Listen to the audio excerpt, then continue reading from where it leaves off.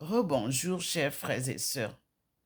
Nous sommes donc maintenant devant la lumière du Seigneur qui est à côté de Maman Marie. Ça veut dire que je suis à côté de notre mère, Ève Nouvelle, qui m'apprend à prier, comme ma mère Marie Melingui m'a appris à prier. Observez la position de la lumière qui me traverse, comme vous voyez comment, vous voyez vous-même les traces sur là où je suis assise et je tourne, que vous voyez où la lumière vient. Là, voilà. Elle nous enveloppe. Elle entre dans la maison. Elle m'emballe. Elle m'amène vers Maman Marie. Elle prend Thérèse d'Avila. Et Jésus-Christ et Marie de Magdala nous conduisent, nous redonnent leurs évangiles en main. Que c'est beau, la fin de cette course sans compétition. Mes frères et sœurs, je n'y aurais jamais eu une impression aussi belle de la marche avec Dieu. Et comme il m'avait dit, un marathon sans compétition. Mais je ne comprenais pas. À un moment donné, je voulais parfois me retrouver avec des gens. Non, il évitait tout ça. Seul avec Dieu. 1985-2023. Faites vous-même les calculs de nombre d'années. Parce que moi, la marche n'est pas encore finie. Je ne veux pas compter. Nous continuons la marche. Et nous allons maintenant vers un point. 2025. C'est l'agenda de la femme. Cela a été établi par les Nations Unies, qui semblent ignorer encore cette belle rencontre-là.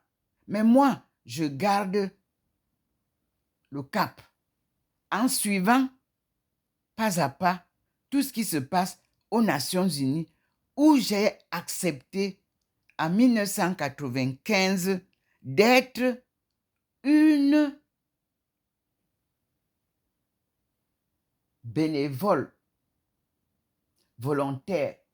Vous pouvez renverser une volontaire bénévole pour la cause de l'Afrique et la cause de Dieu. Parce que c'est Dieu qui organise tout ce qui se passe là pour confondre les hommes et les femmes mal intentionnés. Me voici dans la lumière du Seigneur. Vous aussi, prenez-la. Je suis à côté de Maman Marie, comme tout enfant, comme l'enfant qui posait les questions à sa grand-mère. Je suis là. Je l'écoute. Et elle m'accompagne précieusement. Je ne perds pas le pas. Je ne m'égare pas. Parce que maman est avec moi. Comme toute grand-mère. Comme toute arrière-grand-mère. Marie, Immaculée Conception, que j'ai rencontrée à Paray-le-Monial, dans la petite communauté intitulée Marie Immaculée Conception, où Dieu leur a révélé qui j'étais, en me donnant les petits bouts de papier dont j'ai tiré au sort, et nous avons trouvé la lecture de Ésaïe 42, verset 1. Voici ma servante. Il est dit dans les Bibles, voici mon serviteur choisi. Mes frères et sœurs, je vous réouvre cette Bible qui ne me quitte jamais. Elle vieillit au fil des temps. C'est une Bible qui m'a été offerte lors de mon mariage à l'église.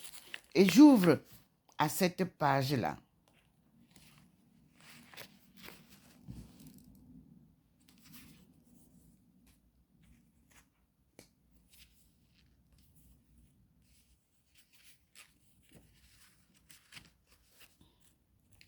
Ésaïe, nous sommes là.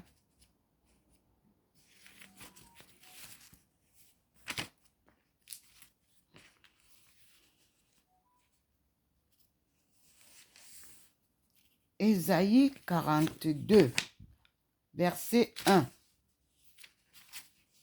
nous dit, je lis devant le Seigneur, le serviteur, c'est le titre. Et il m'avait toujours dit de dire la servante en me situant dans cette lecture. Voici mon serviteur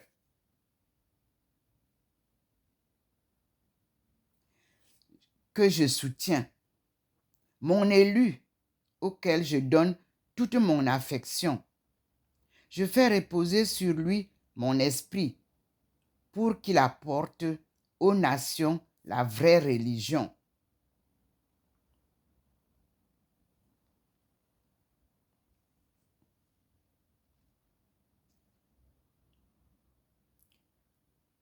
Je fais reposer sur lui mon esprit pour qu'il apporte aux nations la vraie religion.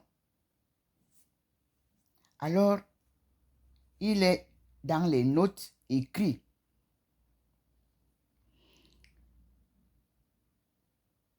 Ésaïe 42, versets 1 à 9 est dit. Premier des 4 poèmes du serviteur, actuellement dispersés et comprenant au moins, voici les versets qu'il me demande d'aller chercher. Au moins, chapitre 49, versets 1 à 6. Chapitre 50, versets 1 à 9. Chapitre 52, versets 13 à 53.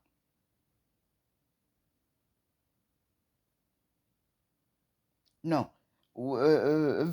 Chapitre 52, 13 à chapitre 53, verset 12. Il dépeigne la figure idéale du Messie, roi, prophète, prêtre et victime. Il est tout à la fois en continuité avec Israël, appelé lui aussi serviteur, et discontinuité avec lui, puisqu'il a pour mission de le rassembler et de le ramener à Dieu. Figure idéalisée du prophète anonyme. Là, on vous parle du prophète anonyme que nous allons découvrir. Il groupe les traits de Moïse, de David, de Jérémie, de Josias, sous-jacente au chapitre 61, versets 1 à 3. Elle inspire le courant des pauvres du Seigneur, entre guillemets, pauvres du Seigneur.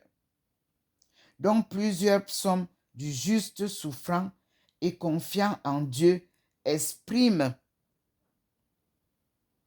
la spiritualité. Jésus se présentera comme son accomplissement.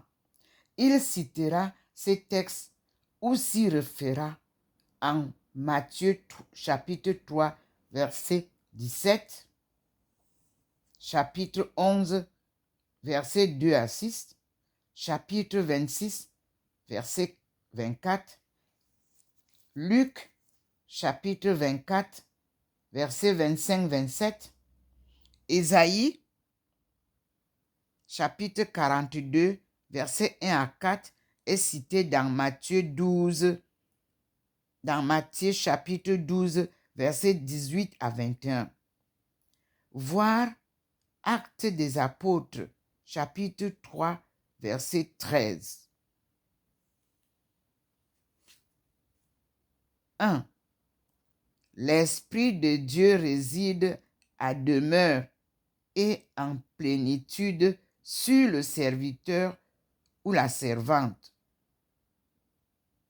comme en Ésaïe chapitre 11, verset 2, chapitre 61, verset 1, la vraie religion, les relations de l'homme à Dieu, conformes à l'alliance. Littérature, le mot hébreu peut se traduire approximativement au jugement, droit et justice. Nous lisons là la Sainte Bible à la page 991 et cette Sainte Bible a été écrite par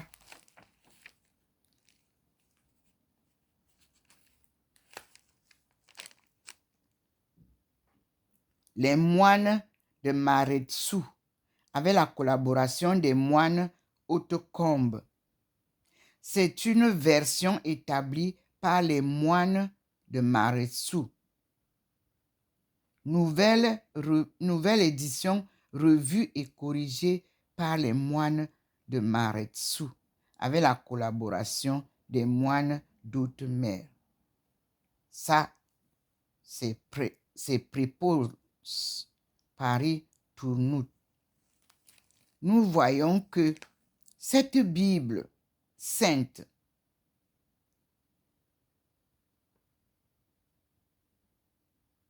a été imprimée par F. Toussaint, vicaire général de Namur, le 26 décembre 1968. Mais c'était préparé par O. Duroy, abbé de Maretsu. Donc, la publication revue là, elle est de 1970 par les usines Brepols S.A. Turnhout en Belgique. Nous sommes devant le Seigneur.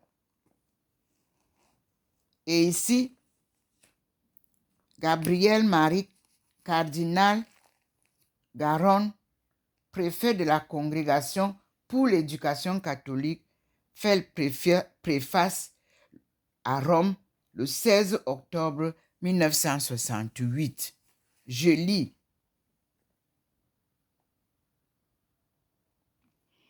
Y a-t-il lieu de publier une nouvelle édition des livres saints en français? À vrai dire, ce n'est pas un texte absolument nouveau, mais une édition profondément renouvelée d'un texte qui a eu l'encouragement du succès. Les moines de l'abbaye de Maretsu ont voulu, il y a quelques années, entre guillemets, mettre dans les mains des chrétiens de langue française un texte simple, clair, accessible dans les mains des chrétiens de langue française, dans les mains des chrétiens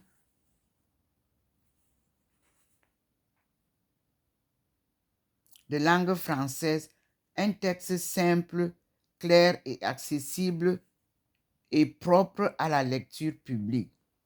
Je relis bien la phrase. Il y a quelques années, donc, les moines de l'abbaye de Maretsu ont voulu, il y a quelques années, mettre dans les mains des chrétiens de langue française un texte simple, clair, accessible dans les mains des chrétiens de langue, dans les mains des chrétiens de langue française, un texte simple, clair, accessible et propre à la lecture publique. L'édition nouvelle est dans la ligne de ce premier dessin. Le dessin, D-E-2-S-E-I-N. L'abbaye de Maretsu, pour perfectionner son œuvre, s'est assurée le concours d'une abbaye française, celle d'Hautecombe. Le texte a été entièrement revu.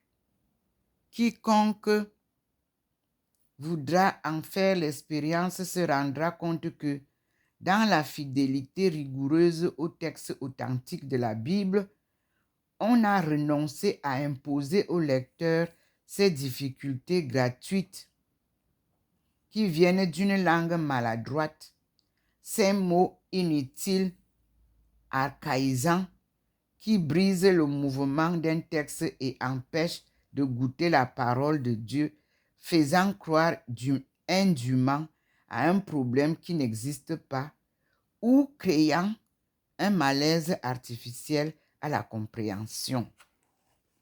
La lecture se poursuit sans heurts et se prête parfaitement à la lecture publique.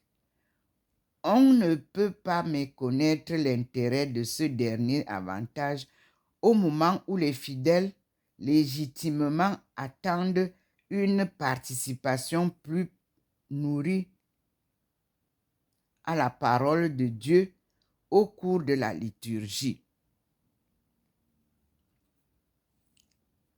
On ne saurait dire, il est inutile de dire que les progrès de l'exégèse ont été considérés en même temps que l'évolution du vocabulaire. On ne saurait dire trop de bien des introductions qui sont l'œuvre d'un maître et qui, sans étaler une science peu accessible, donnent avec précision de quoi entrer dans l'intelligence d'un texte.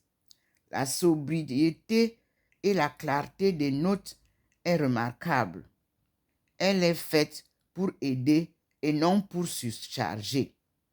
Enfin, le lexique important et les cartes, non moins que la légèreté et la maniabilité du volume, dont la maniabilité du volume font de cette Bible au prix relativement très modeste la véritable, entre guillemets, Bible populaire, que chaque chrétien soucieux de s'entretenir religieusement appréciera et aurait intérêt à posséder. Signé Gabriel-Marie Cardinal Garonne, préfet de la Congrégation pour l'éducation catholique. Comment comprendre les mystères de Dieu? Moi, j'étais mariée en 1968 et c'est la Bible qui m'a été offerte. Et je suis sur le chemin que cette Bible a pour mission. Oui, c'est l'éducation.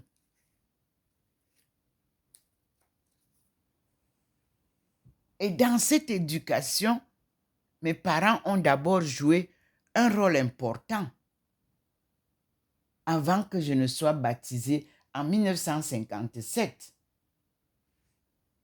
C'est ma mère qui m'a appris à prier. Et en allant souvent voir et écouter mon père très tôt le matin, c'est sa prière aussi qui m'a incité à vivre ces instants de communion avec Dieu.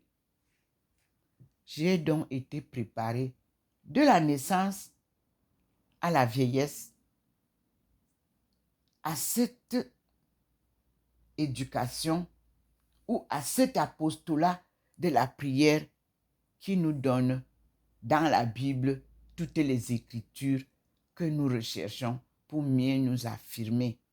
Nous disons merci au Seigneur qui est toujours présent. Vous voyez la lumière qui est là. Et nous lui disons merci. Je termine à ce niveau l'instruction qui m'a été donnée, l'introduction, pour passer enfin à la leçon du jeûne et la charité.